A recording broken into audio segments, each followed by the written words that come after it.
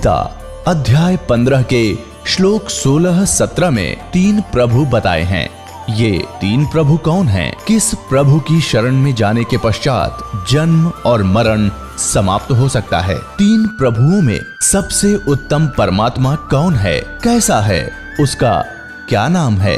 इन सभी गूढ़ रहस्यों को जानने के लिए अवश्य सुनिए जगत गुरु तत्वदर्शी संत रामपाल जी महाराज के अमृत वचन। दर्शकों, भूत प्रेत बाधा और अदृश्य शक्तियों का साया बहुत भयावह होता है।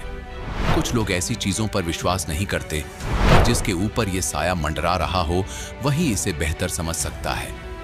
राजगढ़ के रहने वाले बाबूलाल जी के परिवार पर भी यही संकट था। इनकी पत्नी 25 वर्ष से भूत प्रेत बाधा से परेशान थी। इसके समाधान के लिए इन्होंने हिंदू समाज में प्रचलित सभी पूजा साधना की और यहाँ तक कि इतनी श्रद्धा थी कि इन्हें शिवजी और माता दुर्गा के दर्शन भी हुआ करते थे। परंतु दुख की बात तो ये है कि इससे भी इन्हें कोई राहत नहीं मिली। लेकिन बाबूलाल जी के दुख का सिलसिला यूं ही नहीं चलता रहा।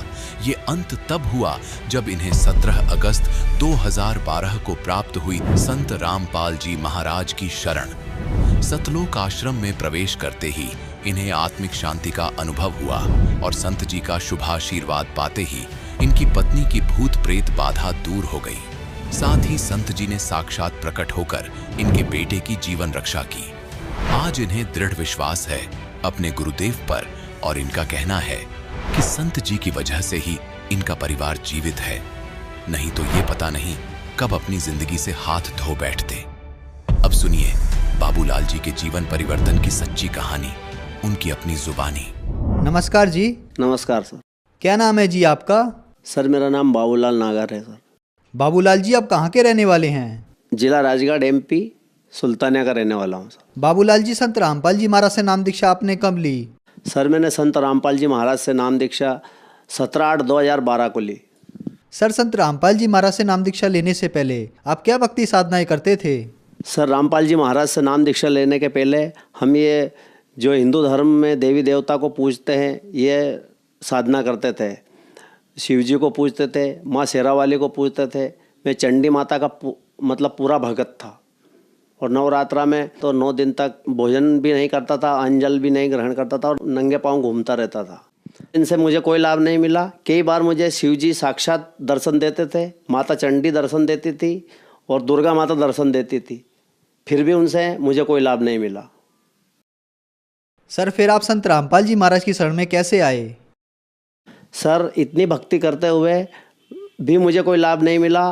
फिर मैंने सोचा कि इस जीने से तो मरना ही ठीक है। ऐसा सोचकर मैं विचार कर रहा था कि हमारे गांव में एक भगत है, उसने मुझे वो संत रामपाल जी महाराज की एक पुस्तक दी कि मतलब ये पुस्तक पढ़ और इसमें जो तेरी धर्मपत्नी को जो दुख है वो संत रामपाल जी महाराज से जो नाम दीक्षा ले लेगी तो ठीक हो जाएगी के। तो मैंने कहा इनसे नाम दीक्षा कैसे लेंगे? तो कि इस पुस्तक को पढ़ फिर सोचेंगे के। तो मैंने कहा ठीक है भाई। तो मेरी पत्नी को क्या है भूत प्रेत की भयंकर बाधा थी, तो मैं उस पत्नी को भूत प्रेत की बाधा के चक्कर में चारों दिशाओं में जितने भी देवी देवता है उन सभी जगह ले जा चुका था और मैंने 3 मोटरसाइकिल चला के तोड़ के लोहे में बेच दी है। लेकिन कहीं से भी कोई देव देवता से मुझे कोई लाभ नहीं मिला। और देवी देवता के यहाँ ले जाता था तो क्या देवता बोल देते थे ठीक हो जाएगी, या तो फिर वो देवी देवता उस दिन आते नहीं थे। यात्रा करने जाता था तो आते नहीं थे और आते थे तो बोल देते थे कि चल ठीक हो जाएगी, और ठीक हो जाती थी तो 2-4 दिन ठीक होती, वापस वैसी हो जाती थी। तो फिर मैंने सोचा कि इससे तो ये तो ठीक होने वाली नहीं है। फिर मैंने एक बार मैंने कहा हनुमान जी से कि हनुमान जी या तो इस पत्नी को ठीक कर दे या फिर इसको मार दे। तो हनुमान जी से भी कुछ नहीं हुआ। फिर मैंने वो पुस्तक पढ़ी तो मैंने सोचा कि क्यों ना सारी दुनिया के देवी देवता कर ही लिए, अब एक बार और संत रामपाल जी महाराज की शरण में जाके और देख लेते हैं, नहीं तो फिर मरेगी तो मर जाएगी। तो फिर मैं 3-4 जनों को मैंने गांव में से इकट्ठा किया। उनसे बोला, मैंने कहा भाई मुझे इतना दुख है तो क्या एक काम करो तुम आप सब मेरे साथ चलो, मैं आप सभी का किराया भाड़ा दूंगा। तो उनने बोला कि नहीं भाई भाई भाड़ा मत दे, चल तू भी चलता है तो रामपाल जी महाराज के यहाँ, तो हम भी चलते हैं रामपाल जी महाराज के यहाँ, उनसे नाम दीक्षा लेंगे। तो मैंने कहा चलो भाई। तो फिर हम रामपाल जी महाराज को ढूंढने के लिए उस ज्ञान गंगा पुस्तक को लेकर उसमें पीछे नक्शा बना हुआ है। उस पुस्तक में जो नक्शा बना हुआ था, उस पुस्तक के नक्शे से हम हिसार हरियाणा गए। फिर वहाँ जाकर हमने संत रामपाल जी महाराज के आश्रम में जाकर देखा तो ऐसा लगा वहाँ तो जाते से ही मुझे इतनी शांति हो गई कि हो सकता है यहाँ अपनी पत्नी का दुख दूर हो जाए। फिर मैंने मालिक से मतलब रामपाल जी महाराज से नाम दीक्षा ली और नाम दीक्षा लेकर मैं घर आया। तो फिर मैंने अपनी पत्नी को बताया कि मैं वहाँ रामपाल जी महाराज के नाम दीक्षा लेकर आया हूँ, तू भी चल वहाँ नाम दीक्षा ले और तेरा भी भूत प्रेत की बाधा दूर हो जाएगी। उसको 25 साल से भूत प्रेत की बाधा थी, तो उसने बोला कि चलो ठीक है, एक बार रामपाल जी महाराज की शरण में भी जाकर देख लेते, नहीं तो फिर मेरा मरना तो तय है। फिर मैंने उसको सतलोक आश्रम ले गया और फिर मैंने उसको वहाँ श्री रामपाल जी महाराज की शरण में ले जाकर नाम दीक्षा दिलाई। सर, आपने बताया कि आप सभी देवी देवताओं के पास जा चुके थे, आपने सभी तरह की पूजाएं की। 25 साल से भूत प्रेत की समस्या थी, आप 25 साल से बहुत ज़्यादा दुखी थे, जो कि एक बहुत बड़ी बात है। लास्ट में आपको कहीं से लाभ नहीं मिला, तो फिर आपने सोचा कि अब संत रामपाल जी महाराज की शरण में जाया जाए। अगर परेशानियाँ ठीक होती हैं तो ठीक है, नहीं तो मेरा मरना तय है। फिर आपने संत रामपाल जी महाराज से नाम दीक्षा ली, तो क्या आपकी परेशानियाँ ठीक हुई जिनसे आप 25 साल से परेशान थे? जी हाँ सर, संत रामपाल जी महाराज से मुझे नाम दीक्षा लेने के बाद इतना लाभ हुआ कि मेरी भगतमती मतलब जो मेरी धर्म पत्नी है, जब मैंने उसको संत रामपाल जी महाराज के सतलोक आश्रम में नाम दीक्षा दिलाई तो नाम दीक्षा संत रामपाल जी महाराज ने सिर्फ मात्र उनके सिर पर हाथ ही रखा था। जो 25 साल से भूत प्रेत की बाधा थी वो एकदम दूर हो गई। मैंने उसको चारों दिशाओं में जिसने जहाँ बोला वहाँ ले गया, कहीं से भी ठीक नहीं हुई थी, जो संत रामपाल जी महाराज के सतलोक आश्रम में जाकर ठीक हो गई। फिर उसके बाद मैंने सोचा कि जब अपनी पत्नी ठीक हो गई तो क्यों ना हम पूरे परिवार वाले ही संत रामपाल जी महाराज की शरण में जाकर सुख प्राप्त करें। तो फिर मैंने सोचा कि अपनी बालिका को भी नाम दीक्षा दिलाएं, तो उसने उसको भी नाम दीक्षा दिलाई। फिर मेरा एक लड़का है, उसको नाम दीक्षा दिलाने का कहा तो उसने बोला कि पापा साहब मैं नाम दीक्षा नहीं लूँ, आपको ही कल्याण कराना है तो आप ही कराइए, मुझे नहीं करवाना कल्याण। तो फिर मैंने संत रामपाल जी महाराज से प्रार्थना लगाई कि परमात्मा ये नाम दीक्षा नहीं ले रहा है तो क्या करूं। तो संत रामपाल जी महाराज ने बोला कि बेटा धीरे धीरे सब ठीक हो जाएगा, वो भी नाम दीक्षा ले लेगा। तो फिर ऐसे चलते चलते 1 साल हो गया। फिर मैंने उसको बोला कि भाई नाम दीक्षा ले ले संत रामपाल जी महाराज से, तेरी मम्मी कितनी मतलब परेशान थी जो ठीक हो गई। तो वो लड़ने लग गए मुझसे और ऐसा करते करते क्या होगा, थोड़ी माथापच्ची हो गई। माथापच्ची होने में क्या हुआ कि वो घर से भाग गया। तो घर से भाग गया तो उसको 6 दिन हो गए घर से भागे, फिर भी मैंने उसकी सुध नहीं ली। जब मैंने सोचा कि जब मेरे संत रामपाल जी महाराज का कहना ही नहीं मान रहा है तो फिर मैंने सोचा कि चल मेरी तरफ से तू मर जा, वही ठीक है। तो फिर एक रात मुझे सपना आया, संत रामपाल जी महाराज ने कहा बेटा तेरा बालक तो मर गया है क्या। तो फिर मैंने कहा कि अब क्या करूं मालिक मैं। तो फिर मैंने उस टाइम क्या हुआ कि 24 घंटे में प्रार्थना का जवाब आता था, तो कि तू प्रार्थना लगा। तो फिर मैंने संत रामपाल जी महाराज के यहाँ प्रार्थना लगाई तो 24 घंटे में जवाब आया। तो संत रामपाल जी महाराज ने कहा बेटा वो मरा नहीं है, मैं उसको ढूंढकर तेरे घर 4 दिन के अंदर ला दूंगा। मैंने कहा ठीक है परमात्मा। तो फिर मैंने उसके दोस्तों से सभी जगह फ़ोन लगाया तो कोई ने भी नहीं बोला कि हमारे पास आया है। तो फिर क्या हुआ, फ़ोन लगते लगते किसी उसने ही उसके दोस्त के पास फ़ोन लगाया कि मैं यहाँ गुजरात में आ गया हूँ। तो उसके दोस्त ने सर मुझे बोला कि भाई साहब कि वो तो गुजरात में है क्या। तो फिर मैंने बोला कि गुजरात में है तो उसके पास तो फ़ोन में बैलेंस भी नहीं है और फ़ोन भी ख़राब है जो डिस्चार्ज है। तो क्या मेरे पास दूसरे नंबर से फ़ोन आया था कि, तो मैंने कहा भाई मुझे वो नंबर बता। तो उसने मुझे नंबर बताया। तो फिर मैंने वो नंबर लगाए तो वो नंबर संत रामपाल जी महाराज के ही थे। वो नंबर जब लगे तो संत रामपाल जी महाराज ने बोला बेटा तेरा लड़का मेरे पास ही बैठा हुआ ट्रेन में, तू चिंता मत कर, वो तेरे घर आ जाएगा। तो मैंने कहा सर आप कौन होते कि बेटा मैं कोई भी हूँ लेकिन तेरे बालक को तो घर भेज दूंगा कि मैं। तो मैंने कहा ठीक है सर आपका नाम बताइए। तो बेटा तुझे नाम से क्या करना, मैं तो तेरे बालक को तेरे घर ला के छोड़ दूंगा कि। मैंने कहा ठीक है सर आप कोई भी हो लेकिन वो घर आ जाना चाहिए। तो कि बेटा घर आ जाएगा। तो सर वो फिर क्या है कि वो 4 दिन के अंदर ही वो अपने घर आ गया। और घर आने के बाद फिर भी उसको मैंने बोला कि भाई आप तो नाम दीक्षा ले ले। तो क्या ठीक है देखा जाएगा पापा साहब देखा जाएगा। फिर एक दिन क्या हुआ कि वो जंगल में अपने मतलब मैं किसान हूँ तो क्या एक बार खेत में सो रहा था कुएं पे। मैंने कहा भाई तू आज मोटर चलाने चला जाए, मैं घर ही रह जाता हूँ। तो उनने बोला कि चलो मैं चला जाता हूँ। तो सर क्या है उसको 15-20 लोग मारने आए रात को उस बालक को। तो उसने कहा उसने कहा मेरे पापा साहब के गुरुजी, अगर आप हो तो मुझे बचा दीजिए। तो सर क्या हुआ कि उधर से वो तो 15-20 थे, तो रामपाल जी महाराज उसका सामने खड़े हो गए, बेटा चिंता मत कर, मैं हूँ तेरे साथ, तेरे पापा साहब का गुरुजी, तुझे कोई नहीं मार सकता है।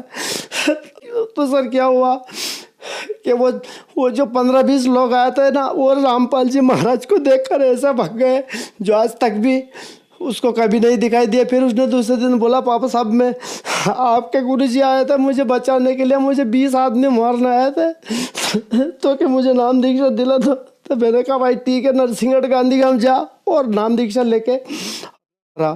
तो सर संत रामपाल जी महाराज ने मेरे ऊपर इतनी दया करी, अगर मैं उस दिन संत रामपाल जी महाराज के शरण में नहीं होता तो पता नहीं मेरी पत्नी भी मर जाती और मेरा बच्चा भी मालूम नहीं कहाँ होता। मेरे घर की आर्थिक स्थिति इतनी खराब थी कि मैं कुछ कह नहीं सकता, लेकिन अब संत रामपाल जी महाराज की दया से, सद्भक्ति करने से इतनी आर्थिक स्थिति ठीक है कि मैं आपको उसका भी वर्णन नहीं कर सकता हूँ। सर आपने बताया कि आपने संत रामपाल जी महाराज से नाम दीक्षा ली और आपकी पत्नी की 25 साल से जो भूत प्रेत की समस्या थी वो ठीक हो गई, आपको जो समस्या थी वो भी ठीक हो गई, आपके बच्चे की जान भी संत रामपाल जी महाराज ने बचाई। संत रामपाल जी महाराज ने आपके पूरे परिवार को बचाया। अगर संत रामपाल जी महाराज नहीं मिलते तो आपका पूरा परिवार आत्महत्या कर लेता। हम आपसे यहाँ एक बात पूछना चाहते हैं कि आपकी पत्नी को जो भूत प्रेत की समस्या थी 25 साल से, आपने सभी देवी देवताओं को दिखाया और चारों दिशाओं में आप घूम लिए, फिर आप संत रामपाल जी महाराज की शरण में आए और आपकी सभी समस्याएं ठीक हो गईं। तो संत रामपाल जी महाराज ऐसा क्या भक्ति मंत्र देते हैं जो चारों दिशाओं में घूमने के बाद आप लोग संत रामपाल जी महाराज की शरण में आकर ठीक हो जाते हो? सर जो संत रामपाल जी महाराज जो भक्ति देते हैं वो शास्त्र के अनुसार देते हैं, और जो ये धर्म गुरु जो भक्ति देते हैं उससे कोई भी लाभ नहीं होता है। इसलिए संत रामपाल जी महाराज ने जो भक्ति, जो सद्भक्ति दी है वो शास्त्र के अनुसार दिए, और जो मंत्र देते हैं वो शास्त्र के अनुसार ही देते हैं। उनके उस मंत्र में इतनी पावर है, उनके मंत्र के जाप करने से सभी दुख दूर हो जाते हैं। इसीलिए हम भी रामपाल जी महाराज के शरण में आए, और भक्त समाज से हमारा यही प्रार्थना है, हाथ जोड़कर, जो इन धर्म गुरुओं के चक्कर में पड़े हुए हो, हमारा आपसे हाथ जोड़कर निवेदन है कि इन सद्भक्ति करो, उससे ही लाभ होगा। इन धर्म गुरुओं के चक्कर में पड़ने से कोई फायदा नहीं होगा। सर आपने बताया कि सद्भक्ति करो, तो सर सद्भक्ति कैसे कर सकते हैं? सर संत रामपाल जी महाराज जो सद्भक्ति गीता भागवत के अनुसार बताते हैं वही सद्भक्ति होती है, और ये धर्म गुरु जो सद्भक्ति बता रहे हैं ये कोई सद्भक्ति नहीं है, इससे कोई भी लाभ होने वाला नहीं है। सर सद्भक्ति, सच्ची भक्ति कैसे प्राप्त की जा सकती है? सर सच्ची भक्ति संत रामपाल जी महाराज की गीता तेरा ज्ञान अमृत ज्ञान गंगा पुस्तक में लिखी हुई है, और जो संत रामपाल जी महाराज जो मंत्र देते हैं वो इन्हीं के अनुसार देते हैं। इसलिए संत रामपाल जी महाराज की शरण में आए, और संत रामपाल जी महाराज की शरण में आने का एक सुगम सरल उपाय है। चैनल पर संत रामपाल जी महाराज का सत्संग आता है, हर रोज आता है। उसके नीचे जो पीली पट्टी चल रही है उसके ऊपर उसमें नामदान केंद्रों के फ़ोन नंबर लिखे हुए हैं, उनसे कांटेक्ट करके नामदान केंद्र का पता करके आप नाम दीक्षा ले सकते हैं। धन्यवाद सर। सत साहेब। दर्शकों, अभी आपने सुने संत रामपाल जी महाराज से दीक्षा प्राप्त करके सुखी हुए भक्त के अनुभव। अब देखिए जगत गुरु तत्वदर्शी संत रामपाल जी महाराज के मंगल प्रवचन। रहे नल नील यतन कर हार, तब सतगुरु से करी पुकार। रहे नल नील यतन कर हार, तब सतगुरु से करी पुकार। जा सतरे खालखी अपार, सिंधु पे सिलात रहने वाले। जा सतरे खालखी अपार, सिंधु पे सिलात रहने वाले। धन धन सतगुरु सत कबीर, भक्त की पीड़ मिटाने वाले। भक्त की पीड़ मिटाने वाले, भक्त की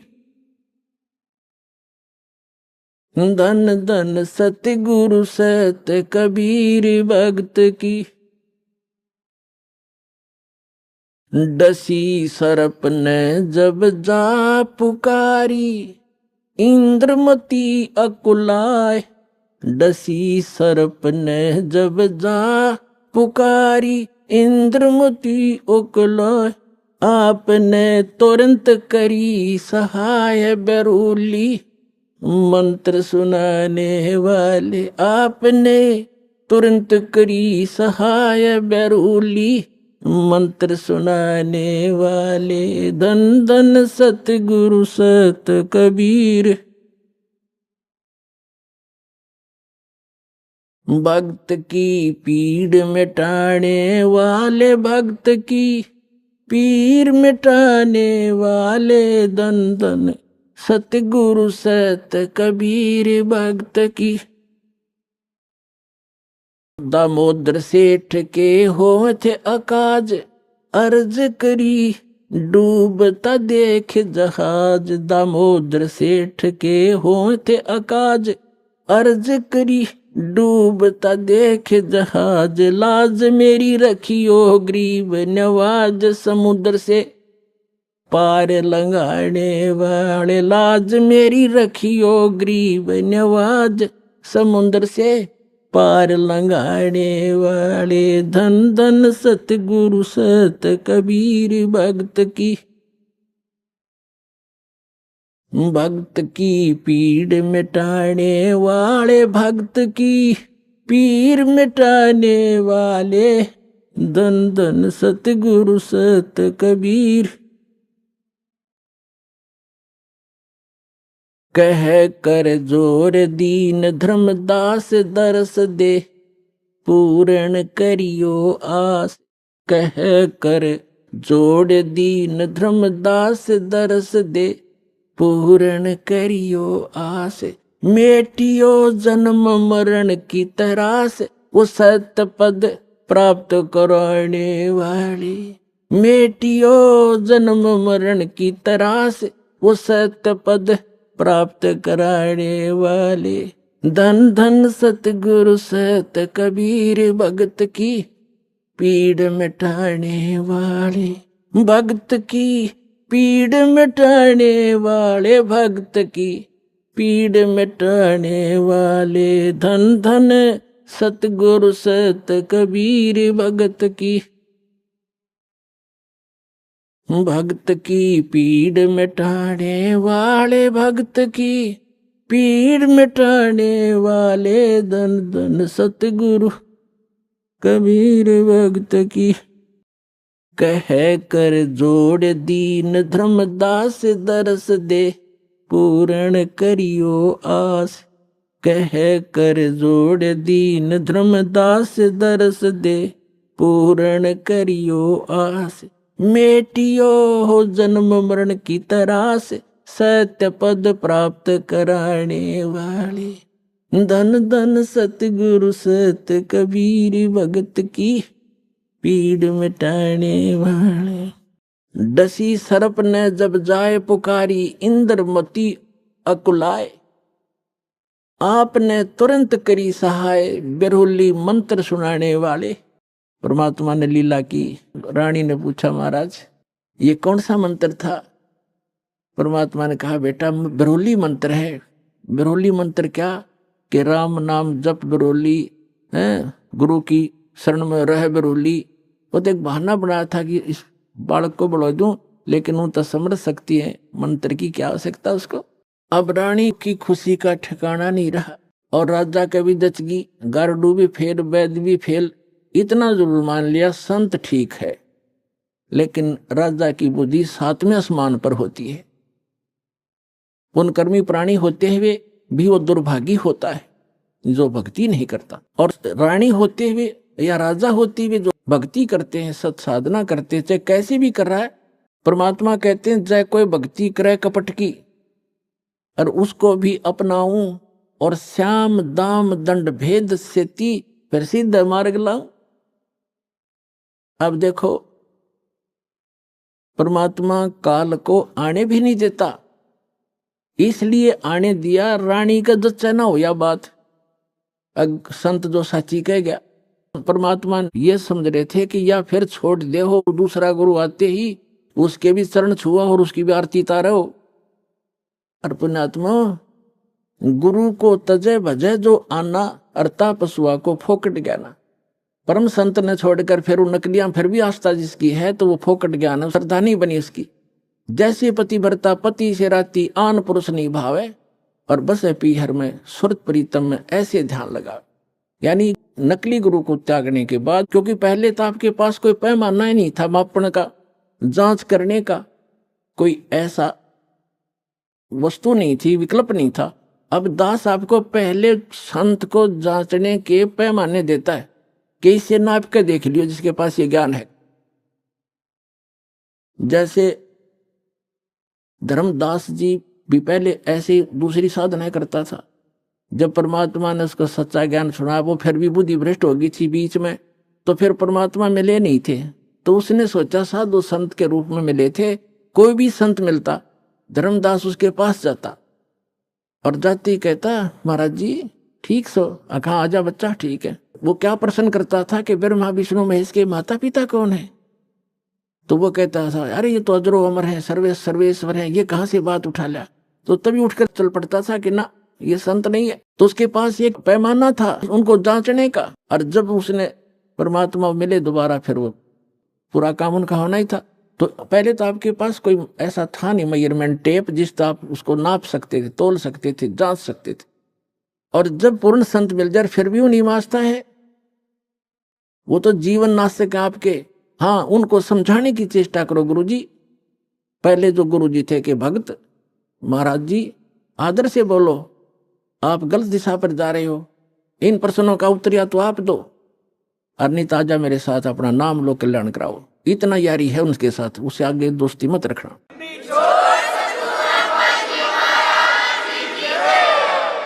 अब इस काल को नहीं आने देते किसी रूप में, उस घर में झांक भी नहीं सकता काल। तो दाता ने इसलिए छोड़ा था कि अपना कर लेगा काम, अरे इस बेटी का भी यकीन हो जाएगा, नया जीवन फिर नाश कर देगी, बीच में डूब देगी सारी कहानी ने। तो उसके बाद ऐसा दृढ़ विश्वास हुआ उस लड़की के, और परमात्मा बिना कुछ भी दिखाई नहीं दे। नव राजा मना करे फिर, इसका तो जीवन दान मिल गया मेरी रानी का इस संत से। परमात्मा आते जाते रहे घर पे, ज्ञान सुनाते, भोजन करके उसको उद्धार करते, उसका धर्म बनवाते। तो एक दिन रानी ने कहा कि महाराज मेरे पति को भी समझा दो। अच्छा बेटा बुला ले उसको। राजा बुला लिया, परमात्मा लागे समझाने के भाई परमात्मा की भक्ति करनी चाहिए, और ये राजपाट सदा नहीं रहता, एक दिन मृत्यु भी होएगी, परमात्मा की भक्ति करते रहना। तो राजा क्या कहता है, महाराज जी देखो मैंने तो पार्टी अटेंड करनी पड़ती है, क्यों गुटी छुट्टी लानी पड़ती है, और मेरे पास समय नहीं है, लेकिन मैं आपकी चेली न मना नहीं करता, कितना या दान करो और कितना सत्संग करवा लो, मेरे बस की बात नहीं है भक्ति करना। परमात्मा ने समझा देखो राज भी करो भक्ति भी करो, भक्ति में क्या लगता है, आप पार्टियों में जाते हो शराब मत पियो, वैसे तो साधु संत हो जाएंगे, पार्टी स्वाहें को नहीं आपने, फिर भी किसी कारणवश जाना पड़ जाता है तो वहाँ काजू खाओ, किशमिश खा लो, वही बादाम खा लो और सेब संतरे खा लो, ये शराब अड़ंगा क्यों पियो? तो बहुत समझाया, अग्नि महाराज जी मेरे बस की बात नहीं, फिर देखूंगा। कुछ दिन के बाद परमात्मा ने फिर प्रार्थना करी, बार बार रह रहकर समझाया, मान्या नहीं। लास्ट में ये कह दिया कि महाराज जी देख मुझे ना कहा करो आप, और आपकी चेली ने मैं मना नहीं करता, तो सारे खजाने लुटा दे, और मैं कति बाधक नहीं बनता इसके बीच, मेरे बस की बात नहीं। तो परमात्मा कहते कबीर पिछले पाप से हरि चर्चा ना सुआवे, और कह ऊँगा कह उठ चले ना और बात चलावे। तुलसी पिछले पाप ते हरि चर्चा ना भावे, जैसे जबर के बेग ते भाई भूख पैदा हो जा।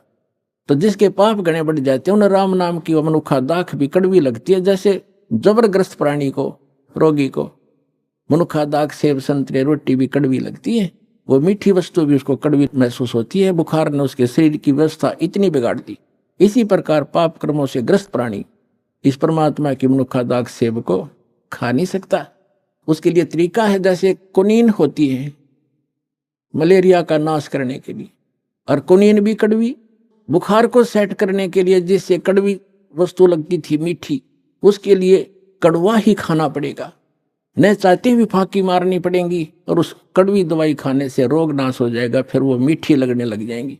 इसी प्रकार ये सत साधना भगवान की कथा ना चाहते भी सुनते रहना चाहिए, फिर वो रोग नाश हो जाएगा। कुछ पाप ऐसे होते हैं जो परमात्मा के सच्ची ज्ञान के सच्चे वचन से, परम संत के वचन से, मुख से बोले हुए वचन से वो शीघ्र नाश हो जाते हैं और फिर वो भूख जागृत हो जाती है भगवान की कथा की।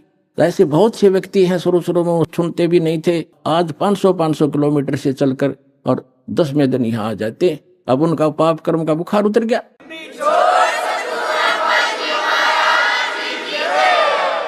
अब परमात्मा ने कहा था कि बेटी आज तू 40 वर्ष की थी जब तेरी डेथ होनी थी। उसने कहा जी हाँ बिल्कुल ठीक 40 वर्ष की थी जिस दिन मेरे को सर्प डसा, और अब मैं चाहूंगा जब मरेगी तू, काल नहीं मार सकता तुझे। अब वो रानी होगी 80-82 वर्ष की। वो 1-2 बार उसने खुद भी कहा महाराज अब मुझे तो भेज दो सतलोक, सारा काम हो लिया। परमात्मा बोले बेटी देख ले कोई पोता पोती में आस्था तो नहीं है तेरी, कार कोठी में, घोड़े कोठी में दैया आस्था रहेगी ना, यहाँ तो तू फॉर्मेलिटी करेगी और ऊपर जाकर तो कति तेरी बार दिखाई देगी शीशे की तरह, फिर वापस पटकनी पड़ेगी मैंने। अगना जी आप तो अंतर्यामी हो, मेरे कोई मन में नहीं है, मैं तो कति फारिग हो रही हूँ, अपने ज्ञान ऐसा दे दिया, मृत्यु तो होनी ही है, चलते हाथ पांव हो जाओ और अच्छा है। तो जब वो 85 वर्ष की होगी तब परमात्मा ने कहा कि ले चल इंद्रमती सतलोक चलते। अब चलो जी, अब परमात्मा अकेले आए थे और किसी को नहीं दिखाई दे रहे थे और इंदुमती को दिख रहे थे, वो चलेगी। औरों के देखने लगे रानी मर गई, क्या हो गया, हार्ट फेल हो गया, कुछ भी कहते रहो, वह गई अपन उसको पता भी नहीं तो मरी है। तो मान सरोवर है ऊपर एक, यहाँ पर मान सरोवर है, उस मान सरोवर पर जाकर कुछ दिन के लिए इस जीव को वहां रखा जाता है। वहां रखने के बाद फिर इसकी भावना देखी जाती है ये अभी कितनी और कमजोर है। तो वहां जब मान सरोवर पर जा लिए उसमें स्नान कराया जाता है, कुछ आवरण जो गंध है हमारे आत्मा के मैल वहां परमात्मा के मंत्रित जल से भी ठीक होते। तो बाहर आकर बैठगी नारनी स्नान करके, और परमात्मा ने पूछा बेटा अब फिर देख ले कोई आस्था तेरे नीचे के लोक में तो नहीं किसी की, तेरी संपत्ति में। तो उसके मन में एक बात खटकेगी कि हे महाराज आपके ज्ञान से मुझे तो बहुत कुछ जानकारी होगी, लेकिन जो संसार की दृष्टि में जो मेरा पति है, अब तो मुझे अपने ओरिजिनल पति का पता लग गया, परम अक्षर ब्रह्म वो हमारा पति है। लेकिन शरीर का जो पति है वो बहुत बड़ी आदमी था, लेकिन उसकी नालायकी है मालिक, उसने भजन नहीं किया। लेकिन आज जो मुझे उपलब्धि हुई है उसमें उसका बहुत बड़ा सहयोग है मेरे पति का, उसने मुझे मना नहीं किया। यदि वो मुझे मना करता तो पत्नी तो अपने पति के विवश होती हैं, वो आपको भी प्रवेश नहीं करने देता समर्थ था और मुझे भी भक्ति से वंचित करा देता। उस देवता ने कोई बाधा नहीं करी। यदि उसका कोई क्रेडिट बना हो इस काम का तो मेरी प्रार्थना है भगवान उसको भी शरण में लेना। पुण्यात्मा परमात्मा जान गए कि यह भी कमजोरी है।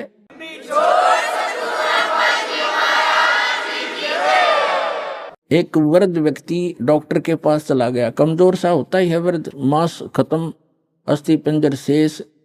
डॉक्टर से कहने लगा डॉक्टर जी मेरी पिंडी भड़के हैं, पिंडियों में दर्द होता है, पिंडलियों में। डॉक्टर ने देख लिया दूर रहते हैं, कमजोर वीकनेस के कारण है कि कमजोरी है बाबा। फिर कहने लगा जी मेरी सांथल भी दर्द करती है। डॉक्टर बोला कमजोरी है बाबा। मेरे सिर में दर्द रहता है डॉक्टर जी। डॉक्टर बोला जी कमजोरी है। फिर वृद्ध बोला मैं खड़ा होता हूँ चक्कर सा आता है।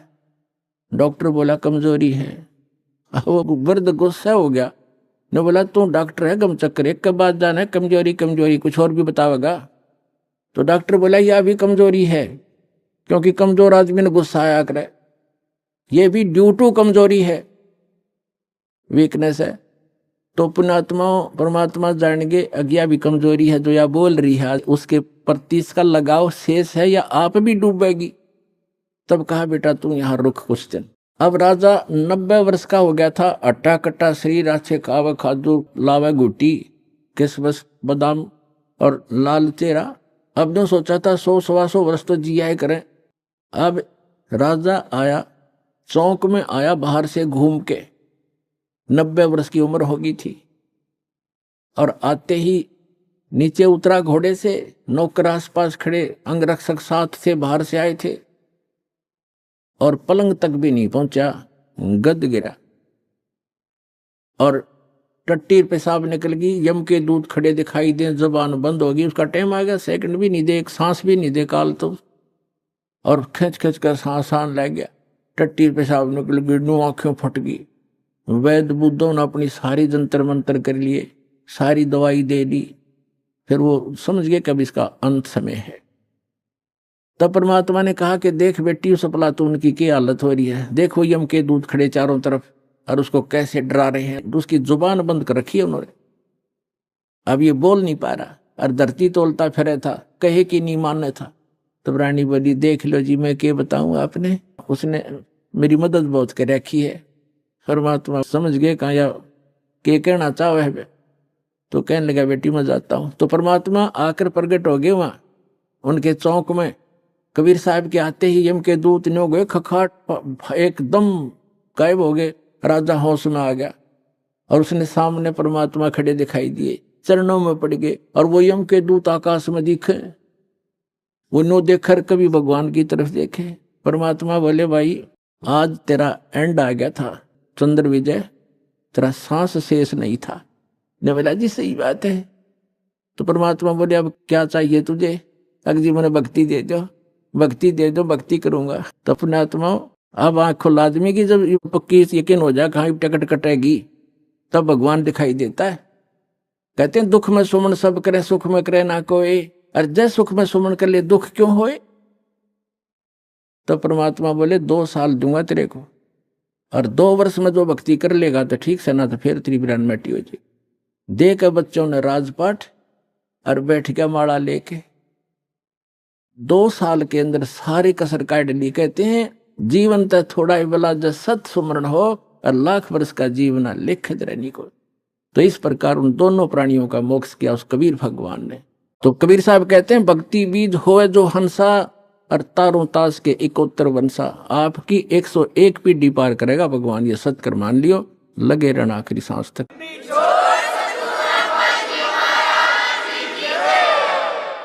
परमेश्वर कबीर जी हम सभी आत्माओं को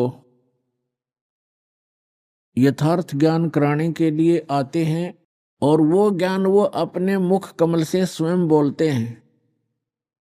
उसको श्रीमद् भगवत गीता अध्याय नंबर 4 के श्लोक नंबर 32 में कहा है कि सच्चिदानंद घन ब्रह्म की वाणी में ब्रह्मण मुखे। ब्रह्मण मुखे का अर्थ है सच्चिदानंद घन ब्रह्म की वाणी में धार्मिक अनुष्ठानों की जानकारी विस्तार से कही गई है, और उस अमरवाणी को, तत्व ज्ञान को जानने के पश्चात प्राणी पूर्ण रूप से मोक्ष प्राप्ति कर लेता है। चौथे अध्याय के 34वें श्लोक में बताया है कि उस तत्व ज्ञान को जो सच्चिदानंद घन ब्रह्म अर्थात परम अक्षर ब्रह्म पूर्ण परमात्मा सत्य पुरुष स्वयं आकर के अपने मुख कमल से जो ज्ञान देता है वो तत्व ज्ञान है। उस तत्व ज्ञान को तू तत्वदर्शी संतों के पास जाकर समझ, उनको दंडवत प्रणाम करने से और निष्कपट भाव से सरलता से प्रसन्न करने से वो तत्वदर्शी संत तुझे उस तत्व ज्ञान का उपदेश करेंगे। इससे एक बात तो ये सिद्ध हो गई है कि गीता ज्ञानदाता ये सच्चिदानंद घन ब्रह्म नहीं है, ये परम अक्षर ब्रह्म नहीं है, ये कंप्लीट गॉड नहीं है।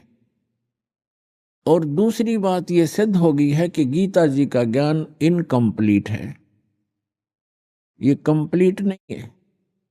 क्योंकि गीता ज्ञानदाता स्वयं कहता है कि कोई तत्व ज्ञान है और वो गीता से हटकर है। यदि गीता के अंदर ही वो ज्ञान होता तो वो बोल देता कि गीता अध्याय नंबर फलाने में आप उस ज्ञान को पढ़ो, वो तत्व ज्ञान है। उसने स्पष्ट किया गीता ज्ञानदाता ने कि कोई और ज्ञान है जो गीता का ज्ञान मैं दे रहा हूं उससे हटकर है। और वो कंप्लीट ज्ञान है, कंप्लीट स्पिरिचुअल नॉलेज है। और तीसरा कंसेप्ट ये क्लियर हो गया कि गीता ज्ञानदाता भी उस तत्व ज्ञान से परिचित नहीं है, इसलिए उसने तत्वदर्शी संतों के पास जाकर तत्व ज्ञान को समझने के लिए अर्जुन को कहा है। तो वो तत्वदर्शी संत पुण्यात्माओं, ये दास है रामपाल दास, वो तत्वदर्शी संत है।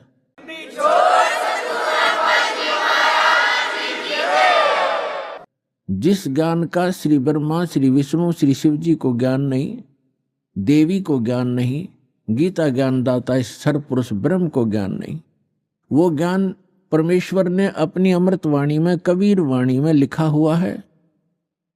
और कबीर पंथी भी उस ज्ञान को समझ नहीं सके। सच्चिदानंद घन ब्रह्म की वाणी सूक्ष्म वेद कहलाता है।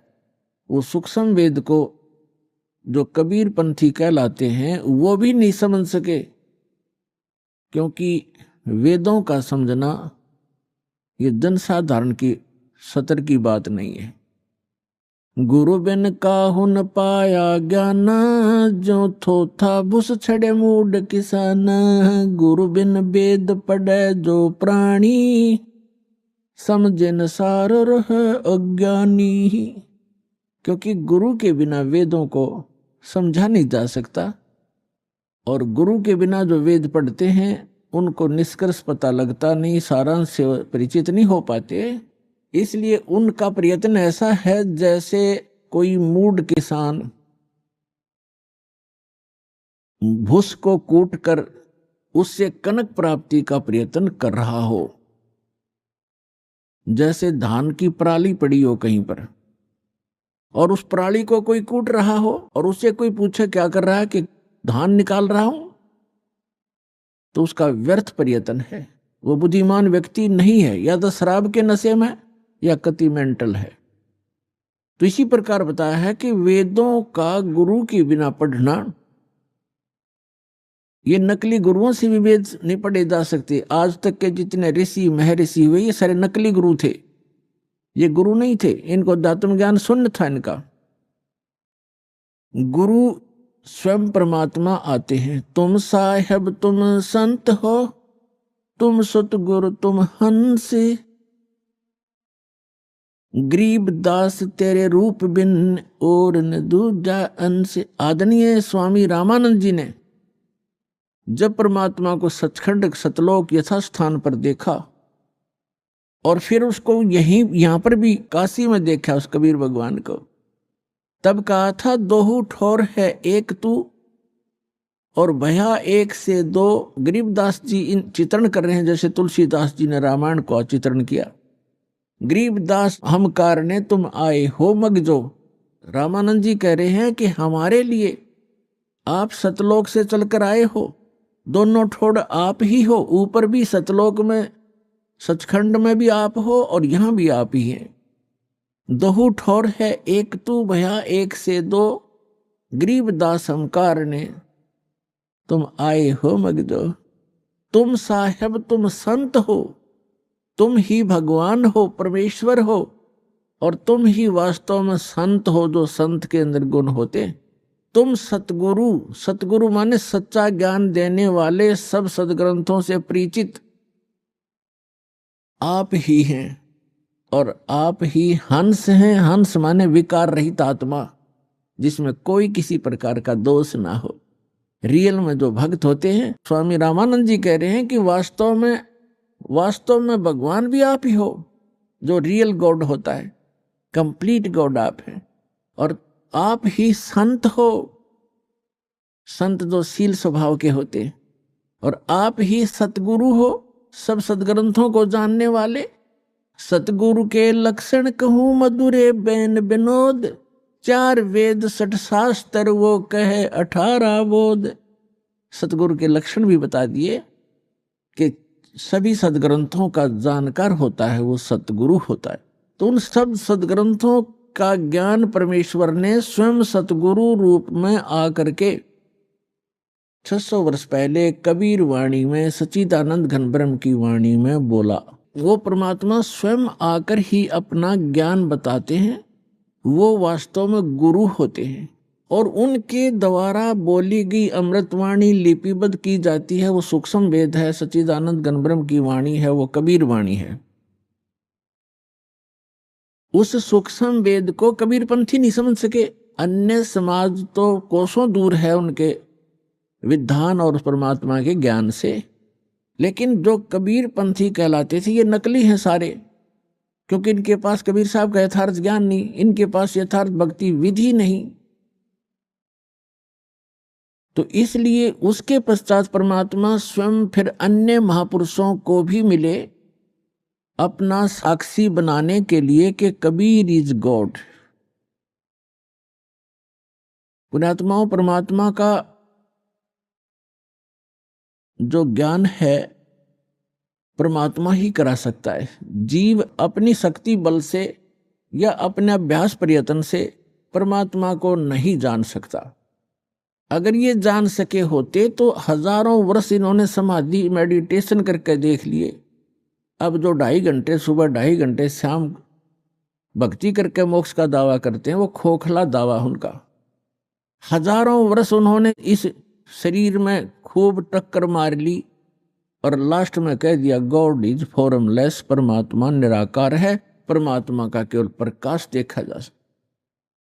तो परमात्मा नहीं देख सके वह, परमात्मा का जब प्रकाश देखा है तो परमात्मा बिना प्रकाश होगा किसका? वो तो ऐसा है जैसे ये शरीर है हमारा, ये ऐसा है जैसे किसी सरोवर तालाब के साथ में कोई मकान बना हो, कोई महल बना हो, और उस सूर्य का प्रकाश उस सरोवर के जल से रिफ्लेक्ट होकर, प्रतिबिंब होकर के, और उस मकान की किसी छत पर लग रहा हो, तो वहां उसका प्रकाश तो सूर्य का है, लेकिन वो सूर्य नहीं है। और कोई ये कहे ये प्रकाश तो सूर्य का है जो घर में हम देख रहे हैं, लेकिन सूर्य निराकार है, तो क्या वो बुद्धिमान व्यक्ति हो सकते? तो इस शरीर रूपी महल में उस परमात्मा का रिफ्लेक्टेड यानी प्रतिबिंब देखते हैं ये लोग, और लास्ट में इन्होंने यही मान लिया कि परमात्मा निराकार है, परमात्मा का केवल प्रकाश देखा जा सकता है त्रिकुटी में या जहां भी वो ध्यान का व्यर्थ प्रयत्न करते। तो परमात्मा बिना प्रकाश किसका हो गया वो? तो परमात्मा निराकार कैसे है? जब उसका प्रकाश आपने देखा तो है कहीं वो?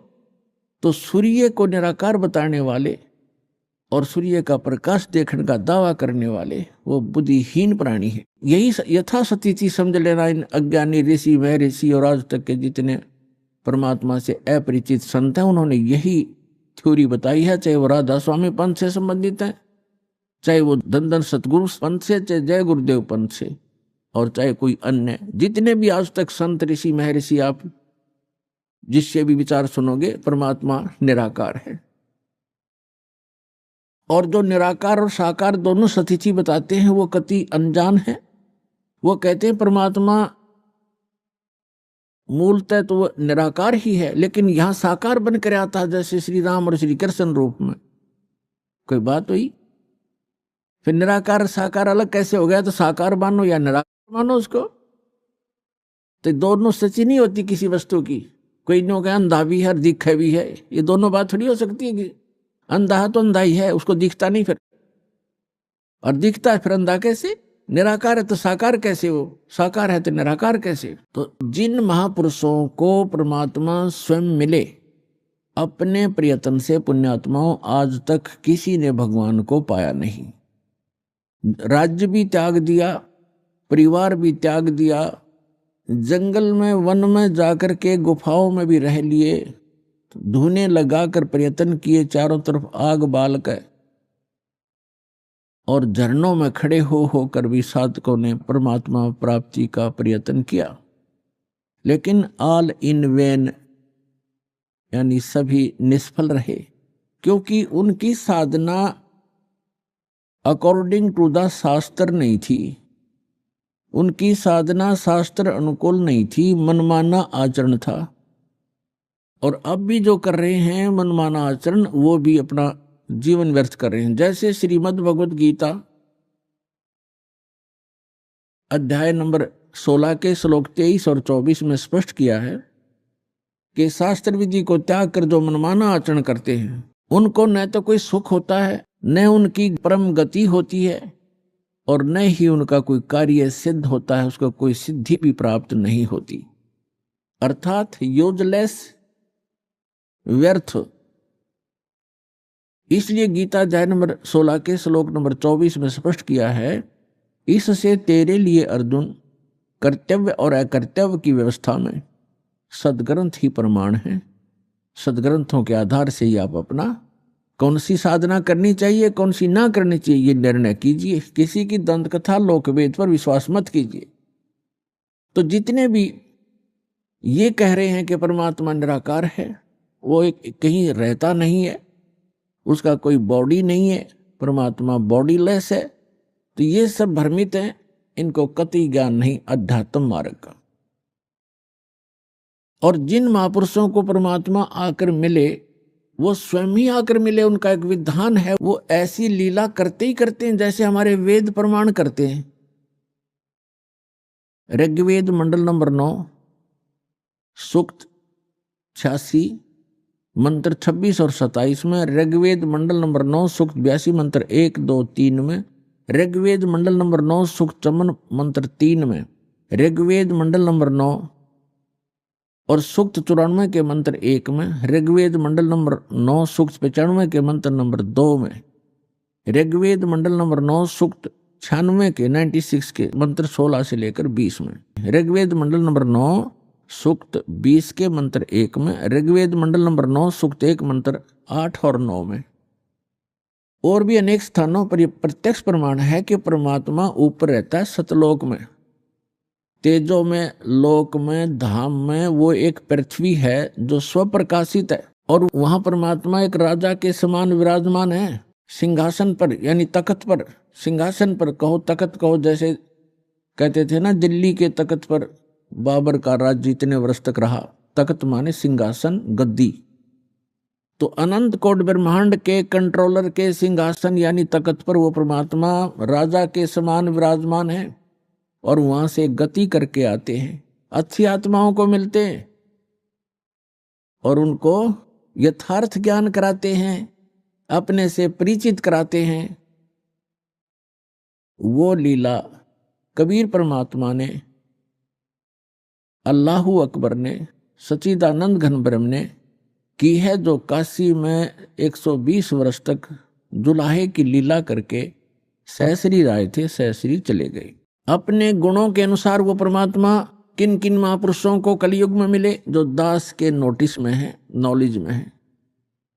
आदरणीय धर्मदास साहिब जी, आदरणीय मलुकदास साहिब जी, आदरणीय दादू साहिब जी, आदरणीय नानक साहिब जी सिख धर्म के प्रवर्तक, आदरणीय गरीबदास साहिब जी गांव छुड़ानी जिला ददर हरियाणा वाले,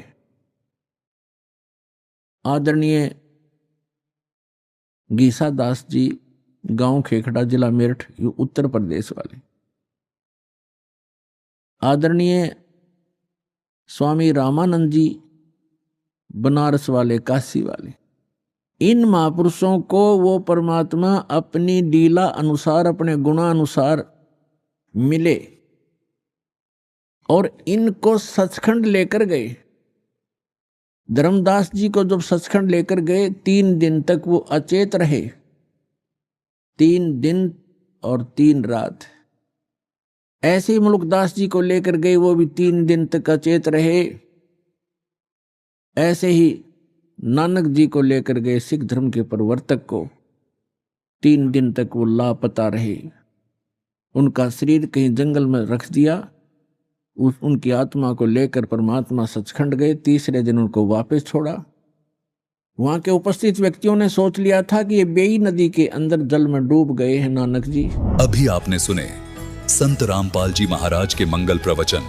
आइए अब सुनते हैं संत रामपाल जी महाराज से नाम दीक्षा लेकर सतभक्ति करके अद्भुत लाभ प्राप्त करने वाले अनुयायी के विचार।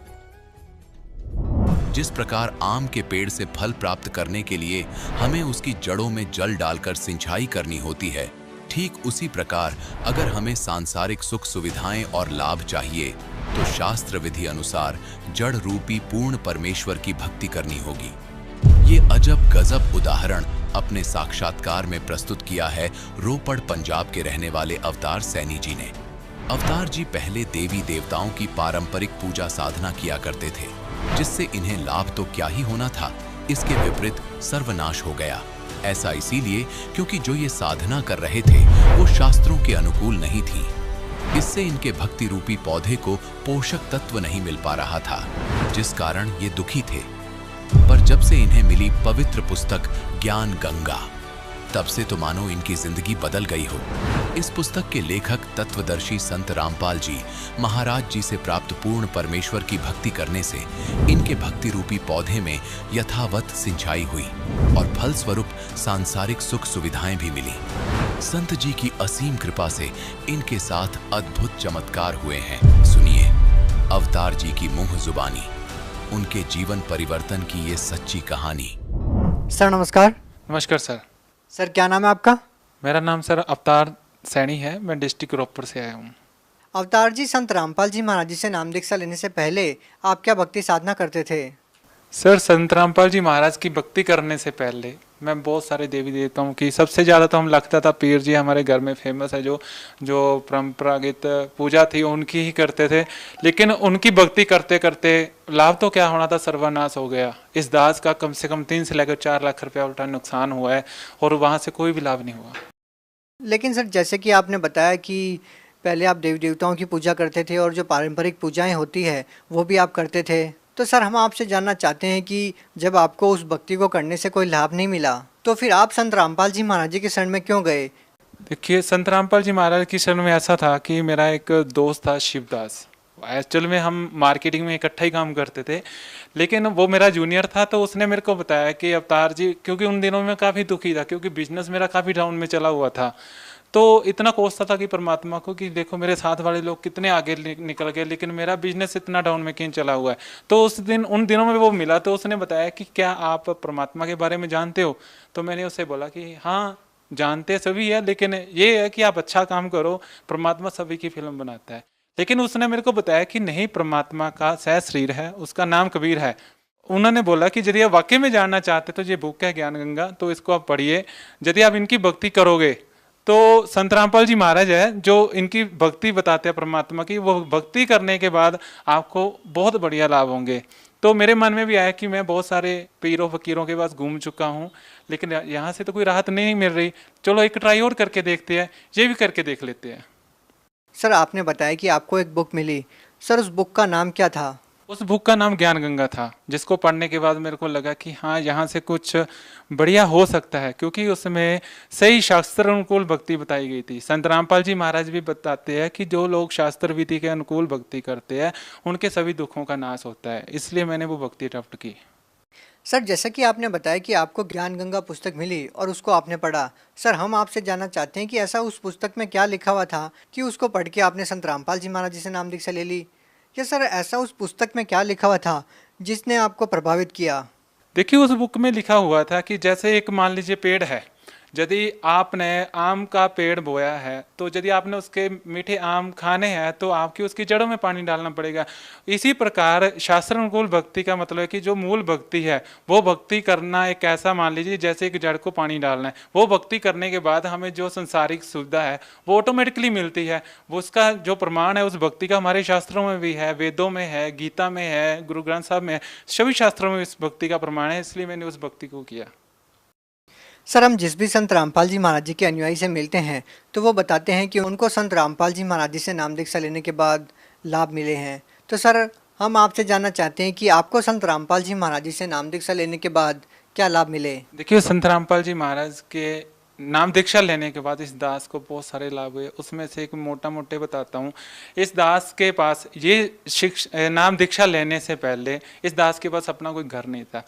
सतगुरु रामपाल जी महाराज की दया से इस दास का सबसे पहले 7 से लेकर 8 लाख का घर बन गया, जो कि इस दास की बिल्कुल औकात नहीं थी, क्योंकि मैं पहले ऑलरेडी बिजनेस में डूब चुका था, 3 से लेकर 4 लाख का घाटा बढ़ चुका था।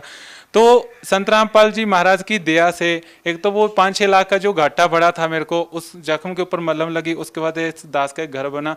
और सबसे बड़ा लाभ परमात्मा ने दिया मेरे को कि जहाँ पे मैंने घर बनाया वहाँ पे चंडीगढ़ मनाली रोड पे मेरा घर है, और वहाँ से जो एक सड़क वालों की जो कंडीशन होती है, तो वहाँ की दूरी होनी चाहिए कम से कम 180 फुट मीटर लगवाने के लिए, तो उसकी दूरी थी 160 फुट। तो क्या हुआ कि जब जेई साइट को विजिट करने के लिए आया, मेरे को तो लगा कि नहीं लगेगा, क्योंकि वहाँ के मैंने लोकल जेई को भी वो साइट विजिट करवाई थी, तो उन्होंने यही बताया था कि जो लो कहता है वो 180 फीट की दूरी पर जो इलेक्ट्रिक मीटर है वो लगेगा, लेकिन उसकी दूरी थी 160 फुट। लेकिन जब ही जैसे दोबारा जेई आया उस खेत में, उसकी जो लंबाई नापी उसने, तो मैंने परमात्मा का सिमरन शुरू किया। वो सिमरन करते करते वो जो 160 फुट थी वो बढ़ के परमात्मा की दया से 178 फुट होगी। तो क्या हुआ, उस जेई के मन में परमात्मा ने क्या ऐसी प्रेरणा दी, परमात्मा की ऐसी दया हुई, तो उसने बोला कि बेटा तू भी क्या याद रखेगा, मैं रिटायर होने वाला हूँ, जाते जाते तेरा ये काम कर देता हूँ। यानी कि उसने 178 2 फुट अपने ओर से दे दिए और 180 फुट करके उसने वो फाइल जो मीटर की वो सेक्शन कर दी। परमात्मा ने ये सबसे बड़ा मेरे को लाभ दिया। सर और क्या लाभ मिले आपको संत रामपाल जी महाराज जी से नाम दीक्षा लेने के बाद? और बहुत सारे लाभ हुए, जैसे मेरी कमर में दर्द रहता था, कई डॉक्टरों के पास गया, जो कहते हैं कि डिस्क प्रॉब्लम है, कोई कहता है मन क्या दब गया है, आप भाग नहीं सकते, भारी काम नहीं कर सकते। लेकिन नाम दीक्षा लेने के बाद मैं नॉर्मल काम करता हूँ, सारे काम करता हूँ। उसके पहले जो इस दीक्षा लेने से पहले मेरे ऊपर भूतों का भी साया रहता था, रात को इतना दबाव पड़ता था, ऐसा लगता था कि किसी चीज़ ने मेरा गला दबा दिया। लेकिन संत रामपाल जी महाराज के नाम दीक्षा लेने के बाद वो चीज़ें आज तक मेरे को नहीं मिली। और कोई लाभ सर? उसके अलावा जो मैं काम करता था वो तो छोड़ दिया, लेकिन संत रामपाल जी महाराज ने एक और प्रेरणा दी। मैं आज की डेट में एक मिनी रेस्टोरेंट चलाता हूँ, जिसमें मेरे को बहुत अच्छी इनकम है, मैं अपनी घर की रिक्वायरमेंट पूरी करता हूँ। सर जैसे कि आपने बताया कि पहले आप देवी देवताओं की पूजा करते थे, आन उपासनाएं करते थे। सर हमने सुना है कि जो भी संत रामपाल जी महाराज जी से नाम दीक्षा लेता है और वो देवी देवताओं की भक्ति छोड़ देता है, संत रामपाल जी महाराज जी के बारे में भी ये कहा जाता है कि देवी देवताओं की भक्ति छुड़वाते हैं। सर क्या कहना चाहेंगे, क्या कारण है? नहीं, ऐसा कुछ नहीं है, ये लोगों की गलत धारणाएं हैं। संत रामपाल जी महाराज उनकी भक्ति छुड़वाते नहीं है, उल्टा उनको एक शास्त्र के अनुकूल भक्ति बताते हैं। जो शिव जी है, कई लोग ये कहते हैं कि मेरा दोस्त ये कहता है कि यार तूने शिव जी की भक्ति छोड़ दी, ब्रह्मा की छोड़ दी। हमारे संत रामपाल जी महाराज उनकी भक्ति छुड़वाते नहीं, उल्टा सही तरीके से कैसे करनी है, कैसे वो लाभ देते हैं वैसे करवाते हैं। जैसे मान लीजिए एग्जाम्पल फॉर संत रामपाल जी महाराज भी बहुत बार उदाहरण देते हैं कि ये भक्ति कैसे काम करती है। ये हमारे एक बॉडी का पार्ट है, हम हमारे से दूर नहीं है, इनके अलावा भी हमें सुविधा नहीं मिल सकती। लेकिन संत रामपाल जी महाराज कहते हैं कि इनकी भक्ति, इनके मंत्र ऐसे काम करते हैं। जैसे मान लीजिए आप के घर में आपने वायरिंग कर रखी है, फैन लमका हुआ है, लाइट लगा हुआ है, लेकिन घर में मीटर की सप्लाई नहीं है, लेकिन आपको उसको जलाना है, वो कैसे जलेगा? एक समझदार बंदा क्या करेगा कि बिजली वालों के ऑफिस जाएगा, वहां पे अपना लोड अप्लाई करेगा, फाइल अप्लाई करेगा, मीटर अप्लाई करेगा। तो वहां पे क्या होगा, जो डिपार्टमेंट के ऑफिसर है वो आपके घर में आके मीटर लगा देंगे, उसको सप्लाई चालू कर देंगे, उसके बाद स्विच ऑन करने के बाद पक्का अपने आप ऑटोमेटिकली घूमने के लिए मजबूर होता है। उसी तरह संत रामपाल जी महाराज भी ऐसी भक्ति देते हैं कि जब वो भक्ति आप करते हो तो वैसे ही लाभ देती है जैसे बिजली लाभ देती है। सर आप भगत समाज को क्या संदेश देना चाहते हैं? देखिए, भक्त समाज को मैं संदेश तो क्या देना चाहता हूँ, लेकिन एक रिक्वेस्ट, एक बेनती करना चाहता हूँ कि यदि आप मोक्ष चाहते हो तो संत रामपाल जी महाराज के शरण में आइए और अपना कल्याण करिए। सर जो लोग उनसे नाम दीक्षा लेना चाहते हैं वो उनसे नाम दीक्षा कैसे प्राप्त कर सकते हैं? देखिए, टीवी पे एक नीचे येलो पट्टी फ्लैश हो रही है, उसके ऊपर कॉन्टैक्ट दिए गए हैं। आप कौन से एरिया से बिलोंग करते हैं, आप उन नंबर के ऊपर कॉन्टैक्ट करके अपने एरिया का जो नज़दीक नाम दीक्षा सेंटर है वहाँ पे कॉन्टैक्ट करके आप नाम दीक्षा ले सकते हैं। जी बहुत बहुत धन्यवाद। Thank you.